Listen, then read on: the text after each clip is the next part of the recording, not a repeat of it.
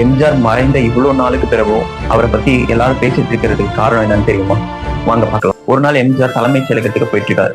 அப்போ அவர் போற வழியில ஒரு மாணவனும் அவரோட பெற்றோர்களும் நின்றுட்டு இருக்காங்க. அப்ப எம்ஜிஆர் காரோட கண்ணாடி வழியா அந்த மாணவனை பாக்குறாரு. பார்த்துட்டு டிரைவர் கிட்ட வண்டியை நிறுத்த சொல்றாரு. மலைக்கண்ணன் இங்க வா அப்படின்னு அந்த மாணவரை பார்த்து கூப்பிடுறாரு. அவங்க பெற்றோர்களுக்கு ஒரே ஆச்சரியம். ஏன்னா அந்த மாணவனுக்கு பேர் வச்சது எம்ஜிஆர். இது நடந்து ஒரு 18 வருஷத்துக்கு முன்னாடி இருக்கும். இன்னமும் எங்களை ஞாபகம் வச்சுட்டு இருக்காரு அப்படின்னு அந்த பெற்றோர்களுக்கு அதிர்ச்சி. புரட்சி தலைவர் கூப்பிட்டு எங்கே நின்றுட்டு இருக்கீங்க, என்ன பிரச்சனை, உங்களுக்கு என்ன வேணும்னு கேட்காரு. அதுக்கு அவங்க பெற்றோர்கள் சொல்றாங்க, ஐயா ஒரு மார்க்ல MBBS சீட் கிடைக்கல, அதனால உங்களால ஏதாச்சும் உதவி பண்ண முடியுமான்னு கேட்க வந்திருக்கோம் அப்படின்னு சொன்னாரு. அதுக்கு புரட்சி தலைவர் உடனே தன்னோட உதவியாளர்கிட்ட கேட்டாரு, ஏதாச்சும் சீட் இருக்கா அப்படின்னு. உதவியாளர் சீட் தமிழ்நாட்டுல காலி ஆயிடுச்சு அப்படின்னு சொன்னார். உடனே புரட்சி தலைவர் என்ன செஞ்சாரு தெரியுமா? ஆந்திரா முதலமைச்சரான NT ராமாராவுக்கு போன் அடிச்சுட்டு அவர்கிட்ட எனக்கு ஒரு MBBS சீட் கிடைக்குமா அப்படின்னு கேட்டாரு.